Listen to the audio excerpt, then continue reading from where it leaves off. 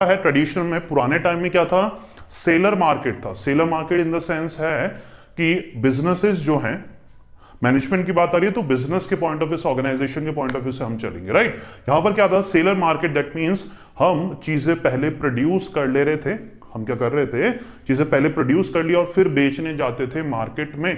तो उससे होता क्या था, वेस्टेज बहुत होता था। से फॉर एग्जांपल 1000 यूनिट्स हमने किसी भी क्वांटिटी या कमोडिटी की प्रोड्यूस करी है, 1000 यूनिट्स किसी भी प्रोडक्ट की हमने प्रोड्यूस करी है और फिर मार्केट में गए हम बेचने और बिकी हमारी 500 यूनिट्स, 500 चली गई वेस्टेज। तो हो क्या रहा था, इससे वेस्टेज ऑफ रिसोर्सेज हो रहा था, क्योंकि हम फोकस अभी खुद पे ही कर रहे थे, हम कस्टमर की नीड को आइडेंटिफाई नहीं कर रहे थे। आइडेंटिफिकेशन ऑफ कस्टमर नीड बहुत ज्यादा जरूरी है। मार्केटिंग में पढ़ा होगा आपने फंक्शंस पे। मॉडर्न कॉन्सेप्ट तक पहुंचते पहुंचते क्या होने लग गया, चेंजेस क्या आने लग गए, बायर मार्केट बन गया सेलर से। दैट मींस हम पहले कस्टमर के पास जाते हैं, अब उनकी नीड पता करते हैं कि कितने प्रोडक्ट की रिक्वायरमेंट है, कहां बेचना है, किस प्राइसेस में बेचना है, और फिर आके बनाते हैं। तो ये क्या हो गया, बायर मार्केट के अकॉर्डिंग अब चीजें प्रोड्यूस हो रही है और कस्टमर के अकॉर्डिंग ही चीजें बन रही है। तो ये सारे चेंजेस आए हैं ट्रेडिशनल से आज के टाइम में, right. Second, nature of competition. Competition का क्या लेवल था, देखिए, मोनोपोली या लिमिटेड था। दैट मींस मोनोपोली मतलब, जो इकोनॉमिक्स के बच्चे हैं वो सब जानते हैं ये सारी चीजें। मोनोपोली मतलब होता है कि गिनी चुनी चुनिंदा या एक या दो फर्म्स का डोमिनेंट रोल था। दैट मींस 2 या 3 फर्म्स थी मार्केट में, या 2 या 3 ऑर्गेनाइजेशन या कंपनी थी जो कि बहुत बड़ा नाम था जिनका, और ना तो वो किसी को आने देते थे नई फर्म को, ना ही किसी फर्म को जाने देते थे। तो मेन चीज क्या है यहां पर, अच्छा आने नहीं देंगे तो फिर जाने कैसे देंगे, राइट। तो आने नहीं दिया जाता था और 2 या 3 फर्म्स ही होती थी जिनका बहुत ही ज्यादा नाम होता था मार्केट में, और पूरा मार्केट वही कैप्चर करके रखती थी। जो भी उनको ठीक लगता था उस प्राइसेस में प्रोडक्ट बेचती थी और सोल्ड आउट करती थी, राइट। तो मेन चीज क्या है, मोनोपोली और लिमिटेड कंपटीशन था, 2 या 3 जने थे। आजकल की तरह नहीं है, अब परफेक्ट कंपटीशन हो गया। दैट मींस बहुत सारे बायर, बहुत सारे सेलर हो चुके हैं, कंपटीशन बहुत ही कट थ्रोट हो गया है, क्योंकि आप जो प्रोडक्ट बना रहे हैं वही प्रोडक्ट 10 और भी लोग बना रहे हैं। तो परफेक्ट कंपटीशन अब हो गया है। पहले लिमिटेड था, 1 या 2 फर्म्स थे जिनका बहुत बड़ा नाम था, अब नाम बनाने में बहुत टाइम लगेगा क्योंकि बहुत सारी फर्म्स है, right. Third, source of competition क्या था। सोर्स का मतलब है कि कंपटीशन का लेवल कितना था। मतलब से फॉर एग्जांपल अगर आपको अपने प्रोडक्ट भेजने हैं या फिर कहीं पर भेजने हैं या फिर अपने प्रोडक्ट सोल्ड आउट करने हैं कहीं पर भी, तो यहां पर ट्रेडिशनल में इंटरनल था। That means source of competition internally था, डोमेस्टिक के अंदर ही अंदर था आपका कंपटीशन, राइट। जैसे कि आपकी फर्म दिल्ली में है तो सोर्स ऑफ कंपटीशन कहां था, सिर्फ दिल्ली में था, क्योंकि आपका प्रोडक्ट, ग्लोबलाइजेशन तो हुआ नहीं था, आपका प्रोडक्ट आपके शहर से बाहर नहीं जा रहा था, तो आपकी प्रोडक्ट की घुमा फिरा के लिमिटेड रीच थी। अगर आपने किसी जगह गली मोहल्ले में कोई दुकान खोली है तो सिर्फ उसी लोकेलिटी के लोग उस प्रोडक्ट के बारे में जानेंगे और उस दुकान से प्रोडक्ट लेंगे। अब क्या हो गया है, इंटरनल एंड एक्सटर्नल बहुत हो गया है। अब ग्लोबलाइजेशन की मदद से आपका प्रोडक्ट पूरे दुनिया भर में घूम सकता है, तो आपके प्रोडक्ट के बिकने के, प्रमोट होने के चांसेस बढ़ जाते हैं। तो सोर्सेज ऑफ कंपटीशन क्या है, इंटरनल था पहले, दैट मींस एक लिमिटेड एरिया ऑफ रेंज में आपको ऑपरेट करना पड़ता था, अब हो गया internal and external both. Right, clear, आगे बढ़े।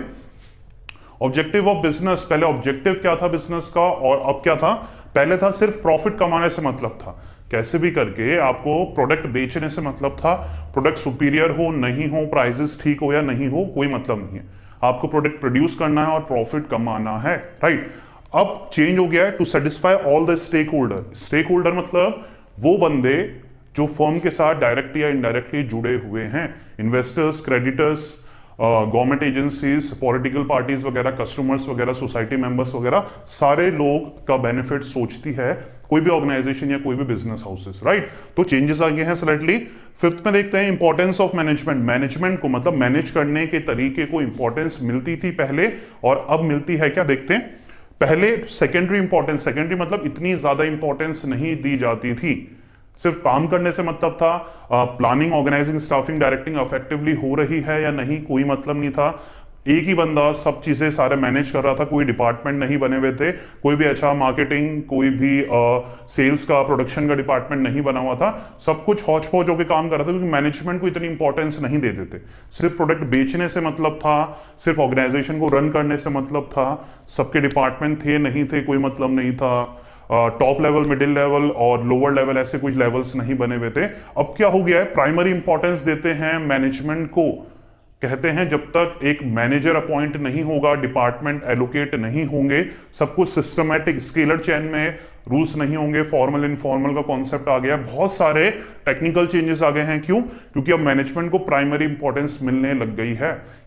आगे है मैनेजमेंट टेक्निक।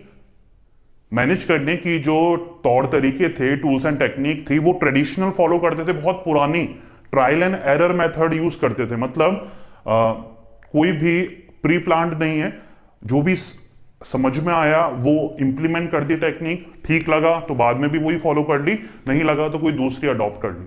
ये होता है ट्रायल एंड एरर, तुक्का लगाना, राइट।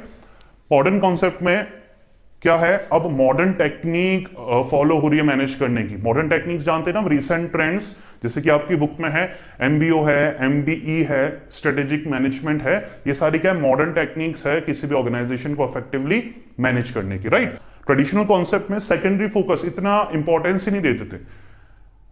मशीनरी को और मैन को, दोनों को एक ही समझा जाता था, ज्यादा इंपॉर्टेंस नहीं देते थे वर्कर्स को।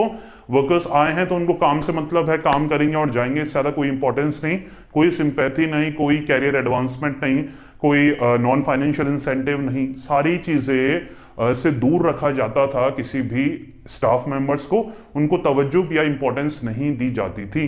अब क्या होने लग गया, अब प्राइमरी इंपॉर्टेंस दी जाती है। अब ये समझ में आ गया है, जब तक वर्कर्स सेटिस्फाई नहीं रहेंगे, मन लगा के नहीं काम करेंगे, अगर मन लगा के नहीं काम करेंगे तो चीजें अच्छी प्रोड्यूस नहीं होगी, आपका नाम खराब होगा मार्केट में, वही प्रोडक्ट मार्केट में जाने वाला है। तो अब ह्यूमन रिसोर्स को, मतलब स्टाफ को, एम्प्लॉयज को ज्यादा इंपॉर्टेंस मिल रही है।